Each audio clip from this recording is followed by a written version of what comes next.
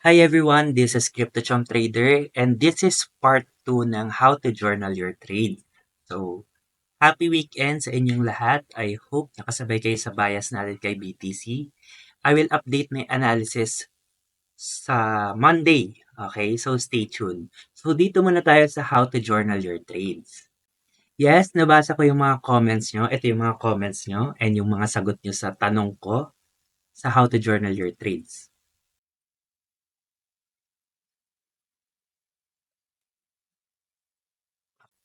Okay. So, that's it. Kailangan ko malaman kung ano yung masasagot nyo dito para malaman ko kung saan kayo nalito. Kaya if ever may question akong ganito, try to engage sa comment section or sa Facebook para malaman ko paano ko kayo tuturuan. Kasi malalaman ko bakit ito yung sagot mo. Ibig sabihin, ito yung hindi mo naintindihan. So yung iba sa inyo na sagot naman ng tama, goods yun.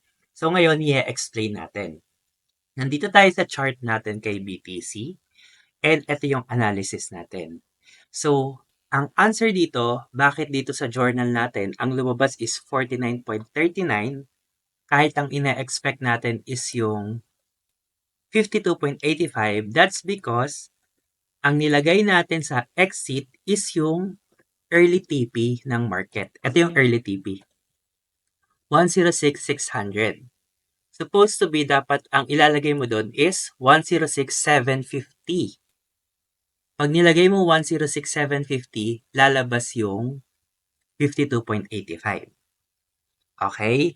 So, ulat ito yung chart natin. Ito yung entry price, yung yellow, ito yung SL. So, ang nilagay natin dun sa exit price is 106,600. Ito yon. Exit, 106,600. Kaya lumabas $49.39. Short siya ng konti sa ine-expect natin. Ito kasi expected PNL natin, 52.84. Kung kinuha natin yung 106,750, saan galing yung 106,750? Yun yung final target natin. Ito yun, 106,750. So, ilalagay ko. 106,750. And yan, nakuha niya yung 52.84. Yan yung expected naman talaga natin na PNL. 52.84. And yan din yan nandito. 52.85. So, may konting difference lang. So, nakuha? Gets nyo? Okay. Pero for this part, papakita ko sa inyo na si market hindi naman umabot sa 106,750. At na-SL siya sa 103,588. So, yung 103,588, yan yung ilalagay mo sa exit dito. So, lagay ko yung 103,588. 103,588. And yun, talo ka ng negative 19.89 or round off mo na lang ng $20, which is yan na yung matatalo sa'yo pag natalo yung trade. Andito yan. Okay, 19.94 or $20. So, na-gets, yan yung 2% ng 1,000 mo, talo yung trades. Expected mo na matatalo ka ng $20. So, yan yung formula. Na-gets nyo na.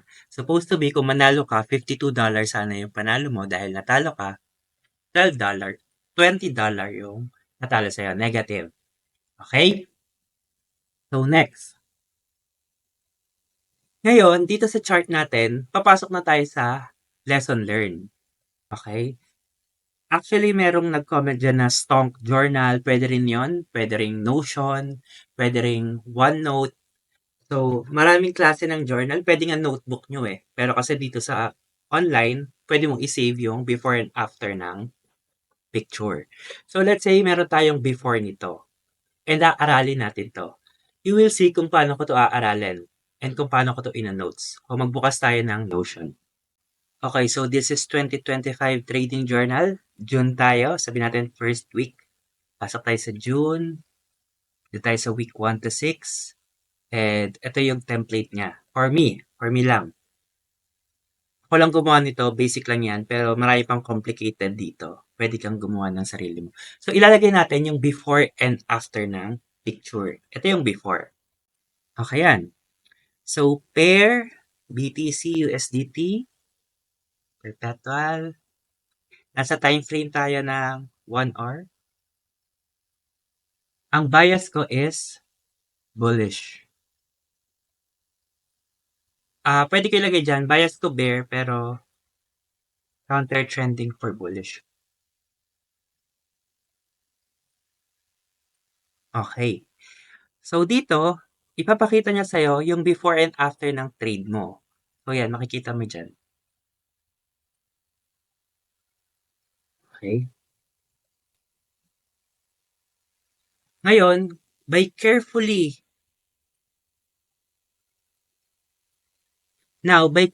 reviewing your trade, alam mo kung ano yung mga lesson learned and dapat mo i-improve dito.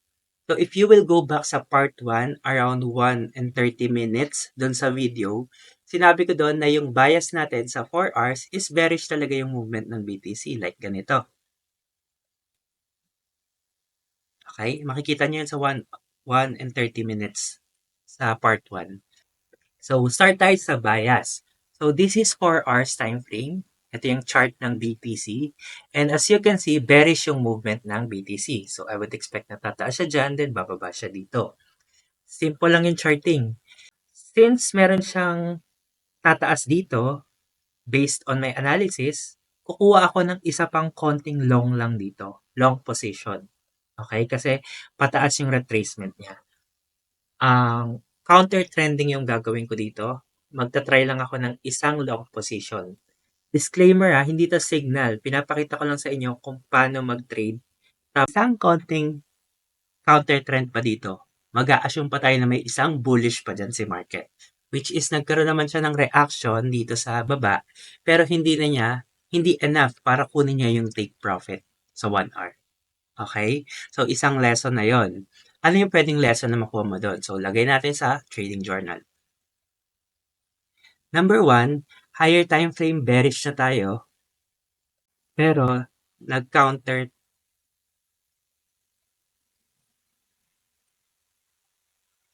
bullish reaction. This is an assumption na si market is meron pang last pump or last structure na aakyat doon. Which is, pwede naman mangyari yon pero in this case, hindi siya nangyari. And, yun yung natalo yung trade natin. Number 2, what else? Valid yung setup. Walang mali sa setup pag ganyan talaga mag-structure. So, ang problema dyan, hindi setup. Doon mo na magigets yun. Valid entry, valid SL, valid TP hit. Okay, valid yung TP. The problem is not the setup. Number 2. The problem is yung higher time frame bias. Okay? So, alam na natin na bababa yung market based on 4 hours time frame, pero humanap pa rin tayo ng long position. So, counter trending nga yung ginawa natin. Kaya nga risky.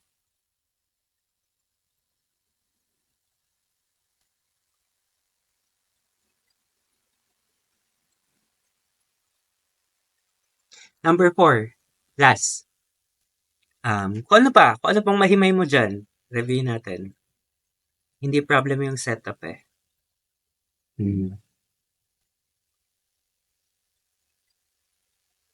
Okay.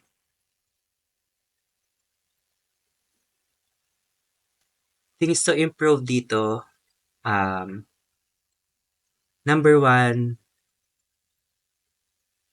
bias. Okay? Kailangan maging careful tayo sa bias natin kasi pag nangyari yung bias natin, then ang next dyan is we should be looking for short entry. And so on, nahaba to ng haba kasi bakit? Pag pumunta ka dito sa chart mo, dahil na nagawa mo yung notes mo na we should be looking for short entry, ang next na sagot dyan, saan ka pwedeng humanap ng short entry? And sobrang dami yan dito. Pwede kang humanap dito sa order block. Yan, pwede mong i-screenshot ulit yan for lesson learned. Yan, may valid dyan. Then nag-react si price. What else? Pwede kang pumasok dito sa mga structure na to. Kaso may SE ka dyan. Yun yung sunod-sunod na lesson na pwede mong matutunan. Kaya, kung marami kang trades, hindi mo siya mahihimay ng ganito ka-detailed. So, pwede ko pa ito palaguin hanggang baba. Kaso, meron na akong ganitong lesson learned. At tinuturo ko lang sa inyo or wino-walk through ko kayo paano nyo aaralin yung trades nyo. So yan, things to improve, yung bias mo, kung paano ka titingin ng bias. And supposed to be, dapat alam mo na si market is nagpipick na siya. So dito sa chart na to, makikita mo nagpipick na yung market. I will explain it to you. So dito makikita mo na yung first pump niya,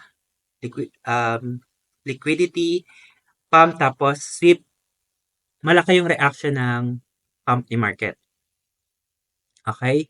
Nakakalayo siya sa previous high niya. Ngayon, dito sa area na to, makikita mo na hindi siya lumagpas ng masyado malayo. Okay, yung pump niya. Basically means, itong reaction na to is tailing na yung volume ng buyer. And dito pa lang sa position na to, bakit mo siya i-expect na mag-create pa siya ng another same volume? Eh dito pa lang nakita mo na tailing yung volume ng buyer. So, dapat dito, ang things to improve natin dyan, we should be looking for short entry. Okay? So, yun yung isang lesson learned. Then, pwede mo yung things to improve, lesson learned, okay? And by the time na na-note mo to dito sa area na to, and basa-basahin mo lang siya tuwing weekend, every time na makaka-encounter ka ng same structure and same scenario ng ganitong chart, mare-recall yun ng mind mo. Trust me, kahit hindi mo siya ire-recall, mare-recall siya ng mind mo. Bakit? Kasi dumaan siya sa notes and dumaan siya sa review time. Okay? Parang automatic pag sinabi sa'yo 1 plus 1, sasagot ka ng 2 on your mind. Kahit hindi mo sinabi sa bibig mo na ang sagot mo is 2, sasagot yung mind mo ng 2 kasi nga, muscle memory siya.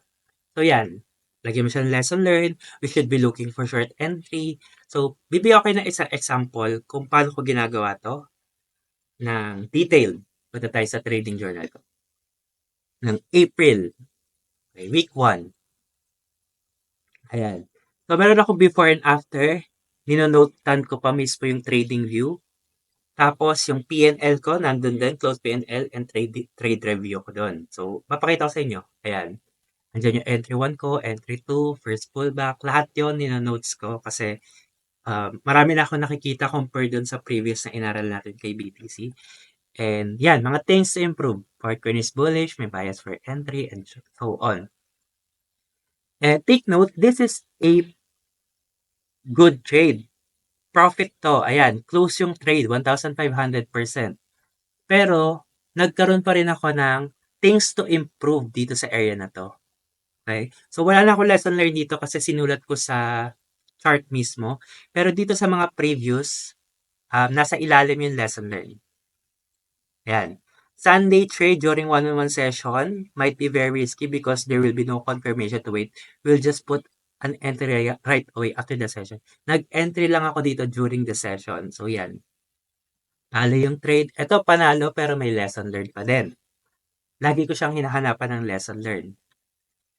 So, yan yung detailed. Nakikita nyo, closing trade. Minsan naman yung history ng chart, yung dito mismo sa BetaNix. Pinapakita ko kung yung proof ng entry and exit. Yan. Ito yung picture na yun. Proof ng entry and exit na ayan. Wait lang, buksan ko. Nag-sell ako doon. Nag-first partial. Umakyat siya. Nag-sell ako. Nag-add ako ng size. Nag-sell ako ulit dito. And ongoing yung position. So, yan yun. Pag nagdi-DCA, ito siya sa chart.